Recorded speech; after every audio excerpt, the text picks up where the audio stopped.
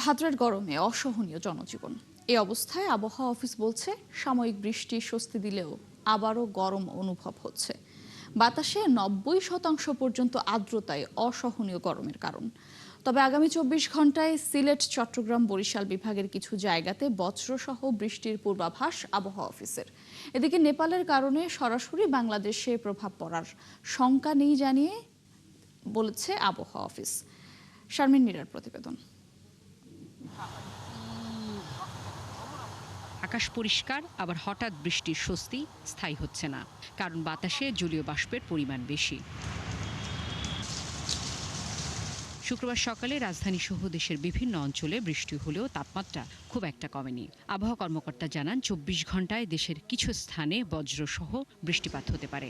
আগামী 24 ঘন্টার আবহাওয়া পূর্বাভাসে যেটা বলা হয়েছে, রংপুর, ময়মনসিংহ, সিলেট এবং চট্টগ্রাম বিভাগের অনেক জায়গায়, আর রাজশাহী, ঢাকা, খুলনা এবং বরিশাল বিভাগের কিছু কিছু জায়গায় হালকা থেকে মাঝারি ধরনের বৃষ্টি অথবা বজ্রসহ বৃষ্টিপাতের সম্ভাবনা রয়েছে। এই সময় উপকূলে ঝোড়ো হাওয়ার পূর্বাভাস দিচ্ছে আবহাওয়া অফিস। বে অফ বেঙ্গলে একটা সার্কুলেশন আছে, এখনও যদিও সেটা লোয়ে পরিণত হয়নি। এর প্রভাবেও আমাদের উপকূলীয় এলাকায় একটু ঝোড়ো বাতাস, মেঘের পরিমাণটা বৃদ্ধি পেয়েছে। সিলেট, সুনামগঞ্জ অঞ্চলে বন্যার শঙ্কা আছে কিনা প্রশ্নের জবাবে বলেন, হাওড় অঞ্চলের হঠাৎ বন্যা সাধারণত আগাম বর্ষায় হয়। সাধারণত প্রি মনসুনে দেখা যায় যে আসাম বা ওই এলাকায় যদি বেশি বৃষ্টিপাত হয়, তার প্রভাবে যেটা হঠাৎ যে ফ্ল্যাশ ফ্লাড আমরা বলি, এটা হয়ে থাকে, আকস্মিক বন্যা হয়ে থাকে। তো ওই সময় এটার ক্ষতিকারক প্রভাবটা সবচেয়ে বেশি, কারণ ওই সময় মাঠে প্রচুর ফসল থাকে, বিশেষ করে ধান। আমাদের আপ স্ট্রিমে বিশেষ করে আসাম বা মেঘালয়ের দিকে যদি প্রচুর বৃষ্টিপাত হয়, তখন হয়তো বা ওই ওয়াটার লেভেলটা রাইজ করবে, যে একেবারে বিস্তীর্ণ এলাকার ফসল ডুবে যাবে বা এরকম ক্ষতি হওয়ার সম্ভাবনা এই মুহূর্তে কম। সাম্প্রতিক নেপালের ঘটনার পর বাংলাদেশে এমন দুর্যোগের ঝুঁকি নেই বলে মনে করছেন এই আবহাওয়াবিদ। ঘটনা ঘটছে, এটার প্রভাবটা পড়বে মানে ভারতের যে নেপাল এবং ভারতের বর্ডারের যে বিশেষ করে বিহার বা উত্তরপ্রদেশের দিকে, সম্ভবত আমার যতটুকু ধারণা যে বিহারের দিকে। তো ওটা দিয়ে আমাদের টেরিটরিতে আসতে আরও বেশ কিছুটা সময় লাগবে। শারমিন নীরা, ৭১, ঢাকা। সংসদের তৃতীয় অধিবেশনের প্রথম দিনেই মুখোমুখি সরকার ও বিরোধী দলীয় দল। জনগণের সাথে প্রতারণার অভিযোগ তুলছে দুই পক্ষই। সংসদ শেষে বিরোধী দলীয় উপনেতা বলেন, গণভোট না মেনে জনগণের সাথে বিশ্বাসঘাতকতা করছে বিএনপি। আর স্বরাষ্ট্রমন্ত্রী বলছেন, বিএনপি নয়, বরং সংবিধান সংশোধন কমিটিতে যোগ না দিয়ে জনগণের সাথে প্রতারণা করছে বিরোধী দল। মোহন ইসলামের রিপোর্ট। আমাকে সময় দেওয়ার জন্য আপনাকে ধন্যবাদ। আমরা এখন ওয়াকআউট করছি। আসসালামু আলাইকুম। জাতীয় সংসদের তৃতীয় অধিবেশনের প্রথম দিনেই মুখোমুখি সরকার ও বিরোধী দল। বেসরকারি দিন বিলানোর অভিযোগ তুলে ওয়াকআউট করে বিরোধী দল। সবকিছু আলোচনা করা দরকার। পরে ব্রিফিং করেন তাদের উপনেতা। তিনি অভিযোগ করেন, বিএনপি জাতির সাথে বিশ্বাসঘাতকতা করেছে। বিএনপি এখন বলছে যে গণভোট সংবিধান কাভার করে না। যদি গণভোট সংবিধান না করে তাহলে ইলেকশনও কাভার করে না। বিএনপির আজকে 2/3 মেজরিটির যে সরকার, এটাও কাভার করে না। গণভোট যদি অবৈধ হয় তাহলে ওনারা কিন্তু আর বৈধ থাকেন না। আর বাহানা দেখিয়ে ওয়াকআউট না করার আহ্বান জানান স্বরাষ্ট্রমন্ত্রী। তবে বিরোধী দলীয় উপনেতা বলেন, ওয়াকআউটের পেছনে যুক্তি আছে। আমরা কোনো অজুহাতে আসি নাই, আর এটা কোনো ছোট বিষয় নয়। অধিকাংশ জনগণের যে সিদ্ধান্তের বাস্তবায়নের যে প্রয়োজনীয়তা এবং অপরিহার্যতা, এটাকেই আফোর্ড করেই আমরা আজকে বেরিয়ে আসছি। পরে স্বরাষ্ট্রমন্ত্রীকে এ নিয়ে প্রশ্ন করলে তিনি দাবি করেন, উল্টা বিরোধী দল জাতির সাথে প্রতারণা করছে। জুলাই জাতীয় সনদ বাস্তবায়নের জন্য যা কিছু করা প্রয়োজন সেটা করতে প্রস্তুত। এখানে গণভোটের যদি কোনো গণরায় সম্পর্কিত তাদের বক্তব্য থাকে, তারা এই কমিটিতে এসে বলতে পারে। সুতরাং আমরা প্রতারণা করছি না, বরং তারা জনগণকে বঞ্চিত করছে। আর সংবিধান সংশোধন কমিটিতে যোগ দিতে বিরোধী দলকে আহ্বান জানান চিফ হুইপ নুরুল ইসলাম মনি। সকলকে আহ্বান করতে চাই, একত্রিত হয়ে ঐক্যবদ্ধভাবে আমরা সেই সমস্যার সমাধান করব। মোহন ইসলাম, ৭১, ঢাকা। দিনের পর দিন কোথায় হারিয়ে যাচ্ছে শিশুরা? অপহরণ নাকি নিখোঁজের শিকার হয় তারা? পুলিশ সদর দপ্তর বলছে, গত 7 মাসে অন্তত 15,000 শিশু হারিয়ে যাওয়ার জেনারেল ডায়েরি বা জিডি হয়েছে থানাগুলোতে। এদের মধ্যে আবার কেউ কেউ ফিরেও এসেছে, তবে নেই তার সঠিক হিসেব। শাহনাজ শারমিনের ধারাবাহিক প্রতিবেদনের প্রথম পর্ব আজ।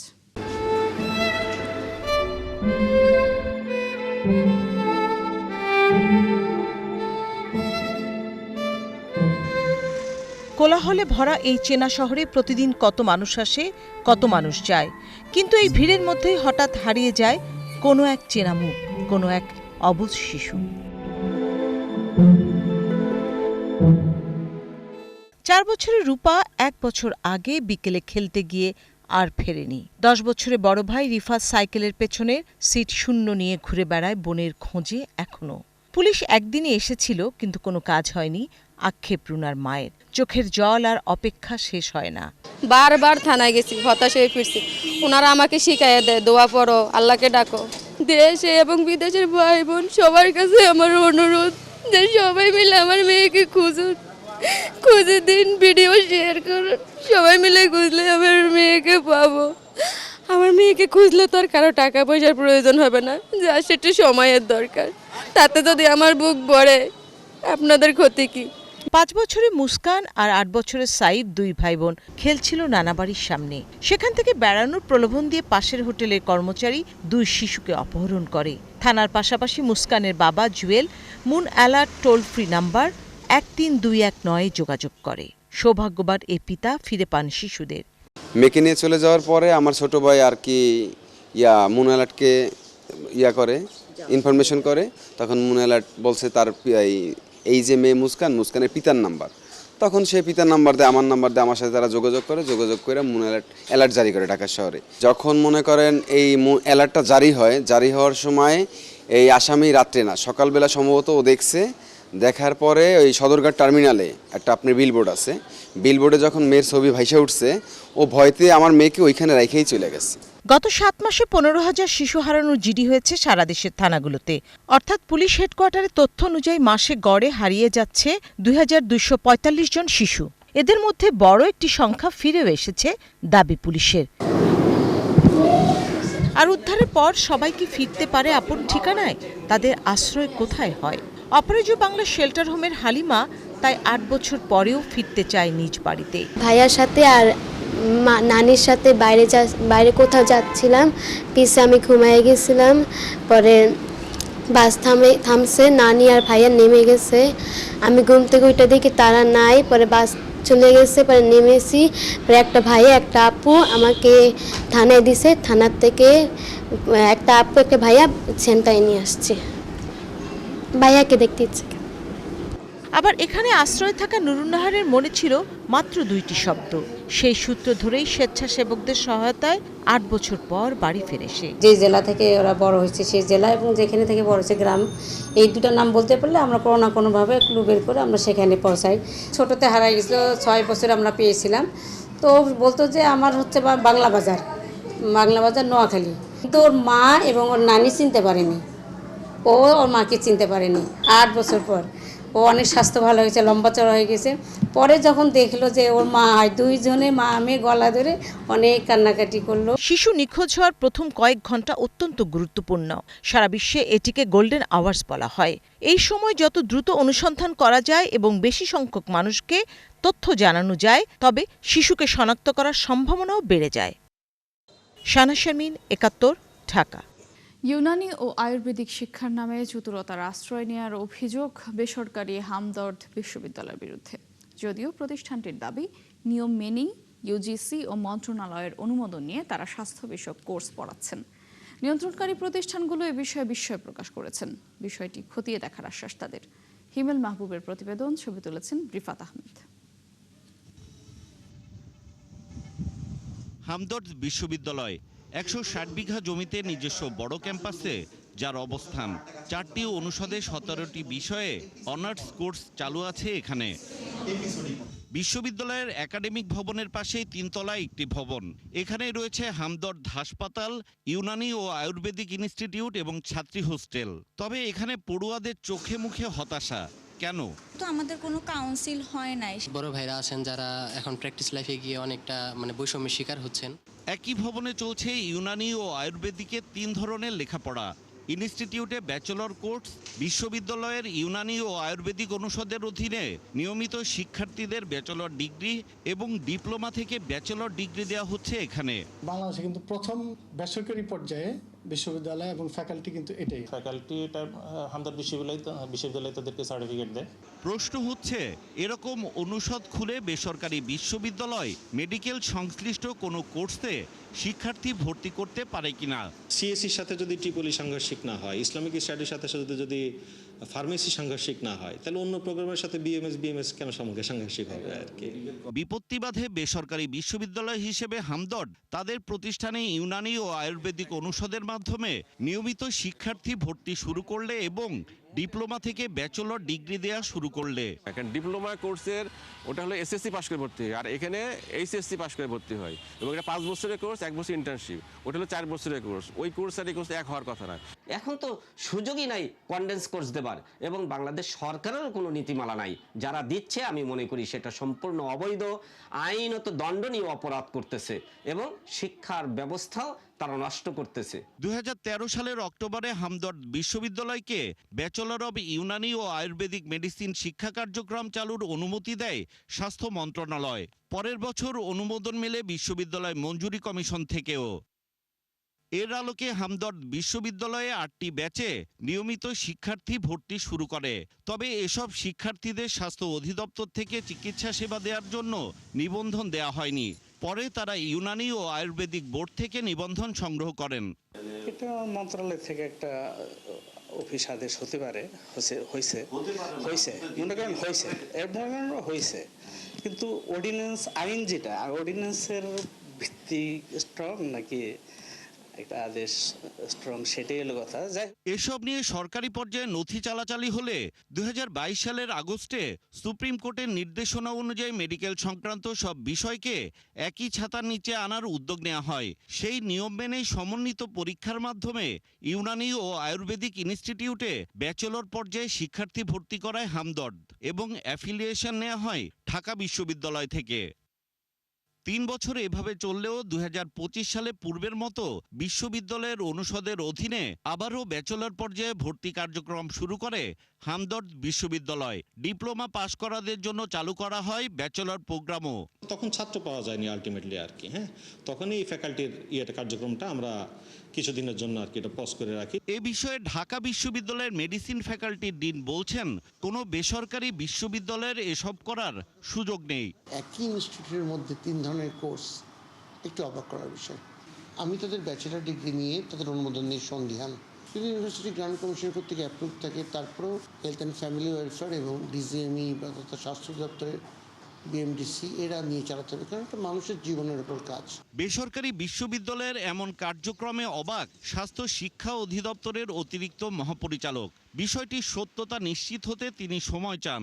হামদর্দ থেকে গ্র্যাজুয়েশন দেওয়ার কোনো সুযোগ নেই ওদের নিজেদের ফ্যাকাল্টি খুলে, কাজে এটা আমাদের ল অনুযায়ী তার পারার কথা না। কাজে এরকম কিছু হচ্ছে কিনা এটা আমি জানবো। হবে এমনও হতে পারে আমাদের ধারণার বাইরে ওরা এই কাজটা করতেছে, তো সেটা আমাদের জানতে হবে না। এ নিয়ে বিশ্ববিদ্যালয় মঞ্জুরি কমিশনের চেয়ারম্যান প্রথমে সময় দিলেও পরে বেসরকারি বিশ্ববিদ্যালয়ের দায়িত্বপ্রাপ্ত সদস্যের সাথে যোগাযোগ করতে বলেন। তিনিও বিষয়টি সম্পর্কে মন্তব্য করতে সময় চান। আপনাদের কোয়ারিগুলি যদি একটু আমাদের আগে দেন, তাহলে আমাদের একটু এক্সপ্লোর করে নিয়ে তারপর বলতে সুবিধা হবে। 2 দিন পর স্বাস্থ্য শিক্ষা অধিদপ্তরে যোগাযোগ করা হলে অতিরিক্ত মহাপরিচালক জানান, নিয়ম না মেনে অনুষদ খুলে হামদর্দ বিশ্ববিদ্যালয় ইউনানি ও আয়ুর্বেদিক বিষয়ে কোর্স চালু করেছে। ওরা ফ্যাকাল্টি খুলে তো এখন দিতে পারে না, ওরা এটা একটা ইস্যু ছিল। ওরা ফ্যাকাল্টি খুলে 8টা ব্যাচ মনে হয় বের করছিল, ওদেরকে কিন্তু আমরা কিছু করছি না। ওরা কিন্তু অ্যাক্রিডিটেশন পায় না, ওরা কিন্তু রিকগনিশন পায় না।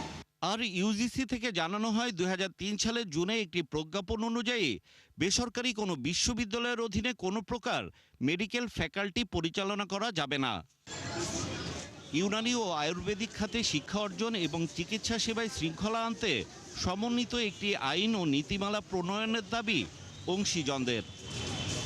হিমেল মাহবুব, 71, ঢাকা।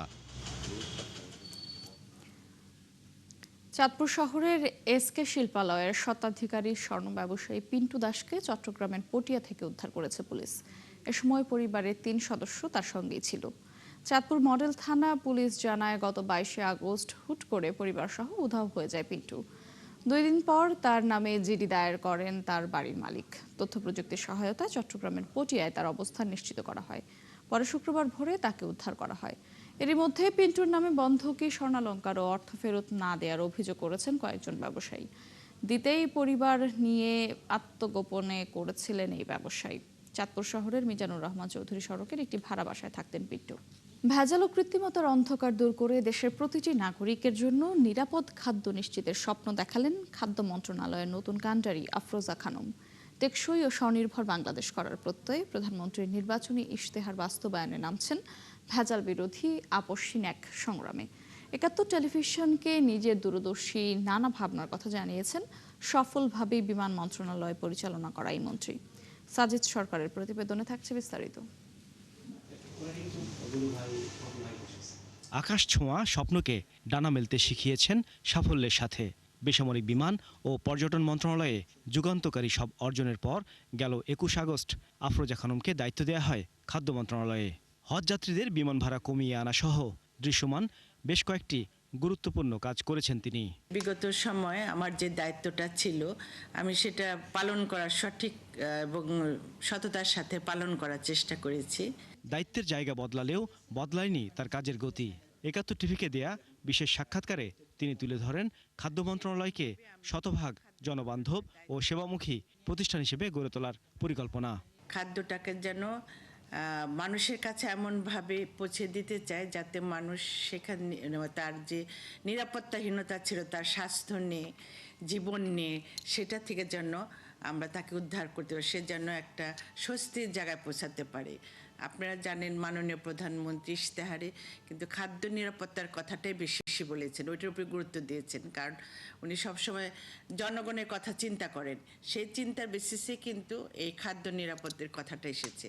শিশু থেকে বৃদ্ধ প্রতিটি মানুষের সুস্বাস্থ্য নিশ্চিতে খাবারের গুণগত মান রক্ষায় জিরো টলারেন্স নীতির কথা জানান মন্ত্রী। স্পষ্ট করেছেন কেবল সাময়িক অভিযান নয়, বরং স্থায়ী সমাধানের লক্ষ্যে দেশের খাদ্য পরীক্ষাগার ও ল্যাবরেটরিগুলোর আধুনিকায়ন করা হবে। আন্তর্জাতিক মানে উন্নীত করা হবে মান নিয়ন্ত্রণ ব্যবস্থা। আমাদের যে রিসার্চ সেন্টারটা আছে সেটাকে আরও ডেভেলপ করার জন্য, যাতে আমরা সর্বরকমের খাদ্য সেখানে যেন আমরা পরীক্ষা করতে পারি। প্ল্যানিংয়ের মধ্যে আছে যে নিরাপদ খাদ্য যে দপ্তর যেটা আছে সেটাকে আমরা অলরেডি আমাদের ঢাকায় জায়গা নেওয়া হয়েছে আশুলিয়ার দিকে, ওইখানে আমরা একটা চাচ্ছি যে ওইটা আন্তর্জাতিক মানের একটা খাদ্য অধিদপ্তর করার জন্য, যাতে সব ধরনের খাদ্য আমরা ওইখানে পরীক্ষা করতে পারি। নতুন খাদ্যমন্ত্রীর এসব পদক্ষেপ দেশের মানুষের জন্য নিরাপদ খাবার নিশ্চিত করবে এবং স্বাস্থ্য ঝুঁকি কমিয়ে আনবে, এমনটাই প্রত্যাশা সবার। সাজিদ সরকার, ৭১, ঢাকা। চট্টগ্রামের বাজারে প্রায় সব ধরনের সবজি বিক্রি হচ্ছে ৮০ থেকে ১০০ টাকার মধ্যে। আগাম শীতকালীন সবজির দামও চড়া। বেড়েছে ব্রয়লার মুরগির দাম। মাছের বাজারও বেশ কিছুদিন ধরেই চড়া রয়েছে। বিক্রেতারা বলছেন পাইকারিতে দাম বেড়ে যাওয়ায় খুচরা বাজারে বাড়তি দামেই মাছ বিক্রি করতে হচ্ছে।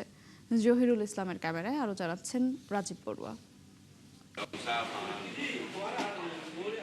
সবজির বাজারে স্বস্তি নেই ক্রেতাদের। এখনও বেশিরভাগ সবজির দাম সাধারণ মানুষের নাগালের বাইরে। চট্টগ্রামের বাজার ঘুরে দেখা গেছে ঝিঙ্গা ৮০ ও বরবটি বিক্রি হচ্ছে ১০০ টাকা কেজি দরে, ঢেঁড়স ৮০ টাকা, টমেটো ১২০ টাকা। শীতকালীন সবজির মধ্যে ফুলকপি ২৫০ টাকা, শিম ১৬০ এবং বাঁধাকপি ১২০ টাকা কেজি দরে বিক্রি হচ্ছে। সবজির দাম আপনার ১০০ টাকার নিচে পার কেজি কিছুই নেই। ১০০ টাকা করে কেজি সবজি খাওয়া অনেক ডিফিকাল্ট। সরবরাহ এখনো বাড়ে নাই, সরবরাহ বাড়লে দাম কমবে। যেগুলো আপনার শীতকালীন সবজি ফুলকপি ২৫০ টাকা করে কেজি। ডিমের দাম কিছুটা কমে প্রতি ডজন বিক্রি হচ্ছে ১৪০ টাকায়। দেশি ও সোনালী মুরগির দাম আগের মতোই রয়েছে, যথাক্রমে ৩৪০ ও ৬৫০ টাকা। তবে ব্রয়লার মুরগির দাম বেড়েছে ২০ টাকা, বিক্রি হচ্ছে ১৯০ টাকা কেজি দরে। গরুর মাংস বিক্রি হচ্ছে ৮৫০ থেকে ১০০০ টাকা কেজিতে। ফার্মের মুরগি গত সপ্তাহ থেকে এই সপ্তাহে একটু দাম বেড়ে গেছে। আগে ১৭০-৭৫ টাকা বিক্রি করতাম গত সপ্তাহে, এই সপ্তাহে ১৯০ টাকা হয়েছে। গেছের সপ্তাহ থেকে এই সপ্তাহে একটু কমছে। গেছের সপ্তাহে ছিল ১৫০, এই সপ্তাহে তো একটু ডাউন হয়েছে বাজার। এদিকে মাছের বাজারে কয়েক সপ্তাহ ধরেই দাম চড়া। রুই ও কাতলা ৪৫০ থেকে ৫৫০ টাকা, তেলাপিয়া ৩০০ থেকে ৩২০ এবং শিং মাছ বিক্রি হচ্ছে ৬০০ টাকা কেজি দরে। পেঁয়াজ ও আদার দাম অপরিবর্তিত, তবে বেড়েছে রসুনের দাম। বিক্রি হচ্ছে 145 টাকা কেজি দরে। কেজি প্রতি ধরেন না 50 টাকা 100 টাকা এখন বাড়তি, যে কোনো মাছ, সব মাছে কোনো মাছ এখন সস্তা নাই। যে ইলিশ মাছ আমরা বিক্রি করতাম সর্বোচ্চ 1200-1300 টাকা, এটা এখনো আপনার 2000 টাকার উপরে সেল দিতে হচ্ছে। ক্রেতারা বলছেন সবকিছুর দামই বেশি, দাম মধ্যবিত্তের নাগালের বাইরে। গত সপ্তাহে রসুন ছিল 140 থেকে 135 টাকা, এই সপ্তাহে এসে এটা 140 থেকে 145 টাকার মধ্যে। মনিটরিং এখনো পূর্ণ চালু হয়নি, মনিটরিং হইতে লাভ নাই, এগুলো তো কার্যকর হইতে হবে। ব্যবসায়ীরা বলছেন সরবরাহ স্বাভাবিক হলে কিছু পণ্যের দাম কমতে পারে, তবে ক্রেতাদের অভিযোগ বাজার তদারকির অভাবেই দামের এই অস্থিরতা। রাজীব বড়ুয়া, ৭১, চট্টগ্রাম। নড়াইলের বরেণ্য চিত্রশিল্পী SM সুলতানের স্মৃতি বিজড়িত সুলতান মঞ্চে শুরু হয়েছে 2 দিনব্যাপী সুলতান উৎসব। উৎসবের প্রথম দিন শুক্রবার সকাল 10টায় সামাজিক ও সাংস্কৃতিক সংগঠন SM সুলতান শিশু চারু ও কারুকলা ফাউন্ডেশনের উদ্যোগে শিশুদের চিত্রাঙ্কন উৎসব ও প্রতিযোগিতা হয়েছে। আয়োজকরা জানান, প্রতিযোগিতায় জেলার বিভিন্ন শিক্ষা প্রতিষ্ঠানের 6 শতাধিক শিশু শিল্পী অংশ নেয়। প্রোগ্রামগুলো যত বেশি হবে, আমাদের নড়াইলের এবং শহরে এবং গ্রামের ছেলে মেয়েদের যে আন্তরিকতা, আমরা এই বন্ধনটাকে খুব শক্তভাবে, যেটা শিল্পী সুলতান নিজে বেঁচে থাকতে উনি কয়েকবারে করে গেছেন, আমরা এই ধারাবাহিকতাটা ধরে রাখতে চাই। দর্শক, চলছে সংবাদ সংযোগ। সরাসরি সংবাদ অনুষ্ঠান দেখতে চোখ রাখুন একাত্তরের ফেসবুক পেজ এবং সাবস্ক্রাইব করুন একাত্তরের ইউটিউব চ্যানেল। থাকুন একাত্তরের সাথে।